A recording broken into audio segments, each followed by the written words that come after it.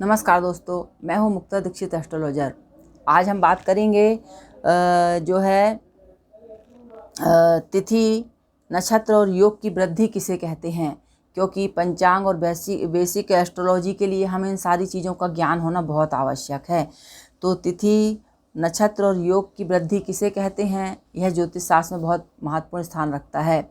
जैसा आप जानते हैं कि मैंने एस्ट्रोलॉजी के लिए जो है आप मार्केट की एस्ट्रोलॉजी के लिए बेसिक वीडियो जो मैं बना रही हूँ उसके 6 पार्ट बन चुके हैं। आप हमारे चैनल पे देख सकते हैं और आज 7वां पार्ट है। इसमें जो हम आपको बतलाएंगे तिथि, नक्षत्र और योग की वृद्धि किसे कहते हैं एवं इसके साथ चंद्र दर्शन किसे कहा जाता है और चंद्र की जो श्रृंगी रहती है उससे क्या फल निकलता है। आपने बहुत सुना होगा कि चंद्र दर्शन हुआ, इस तिथि में हुआ तो हानि होगी या फिर लाभ होगा या फिर तेज़ी आएगी या मंदी आएगी, किस प्रकार का मार्केट रह सकता है। तो ऐसे बहुत से ज्योतिष शास्त्र में ज्ञान की चीज़ें बतलाई गई हैं जिनका अनुमान लगा करके हम जो है तेज़ी मंदी के क्षेत्र में सफलता प्राप्त कर सकते हैं। जी हाँ दोस्तों, हमारे कार्यालय से जन्म कुंडली, हस्तरेखा, रत्न, वास्तु के साथ साथ आप शेयर मार्केट की एस्ट्रोलॉजी के सारे प्रेडिक्शन प्राप्त कर सकते हैं। और अब हम देखते हैं, चैनल को लाइक सब्सक्राइब जरूर करिए और ज्योतिष से जुड़ी सभी सत्य और सही जानकारियों के लिए आप हमारे कार्यालय के नंबर पर संपर्क कर सकते हैं। तो अब हम देखेंगे कि तिथि, नक्षत्र और योग की वृद्धि किसे कहते हैं। ये बहुत ही महत्वपूर्ण प्रश्न है और बहुत से लोग कई बार इस चीज़ को फ़ोन लगाकर भी पूछते हैं कि आखिर ये होता क्या है।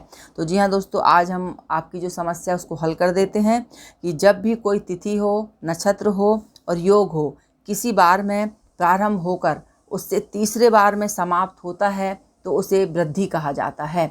चाहे वह आपकी तिथि हो, नक्षत्र हो या योग हो, तो उसे वृद्धि कहा जाता है। तो इस प्रकार से आप पंचांग देख करके ये समझ सकते हैं कि कब तिथि की वृद्धि है। और जिस दिन तिथि प्रारंभ होती है और उससे तीसरे दिन वो यदि तीसरे बार में भी है तो तीसरे बार में यदि समाप्त हो जाती है तो यह आप समझ जाइए कि तिथि और नक्षत्र और योगों की वृद्धि हो गई। तो ये आप समझ सकते हैं कि किस प्रकार से परिभाषित किया गया है शास्त्र में इसको। अब अगला हम देखते हैं कि चंद्र दर्शन किसे कहा जाता है। तो चंद्र दर्शन प्रत्येक मास की अमावस्या से लगभग चंद्रमा दिखना बंद हो जाता है और इसके बाद शुक्ल पक्ष की प्रतिपदा या द्वितीय तिथि को सूर्य अस्त के बाद पश्चिम दिशा में चंद्रमा की जो है पतली सी कोर दिखाई देती है। इसे चंद्र दर्शन या नया चंद्र कहा जाता है, जिसे दूज का चांद भी हम कहते हैं। तो यही जो है दूज का चांद होता है। और इसके साथ जो है हम प्रतिपदा और द्वितीया को सूर्य अस्त के बाद पश्चिम दिशा में चंद्रमा की जो पतली कोर दिखाई देती है, इसी को चंद्र दर्शन कहा जाता है। तो इस प्रकार से आप यह समझ सकते हैं। तो अब इस जो चंद्रमा की कोर रहती है वह जिस भी दिशा में जिस भी प्रकार से रहती है उसी के अनुसार अनुमान लगाया जाता है कि तेज़ी रहेगी या मंदी रहेगी। तो ये भी आगे जानकारी आपको मैं दे रही हूँ।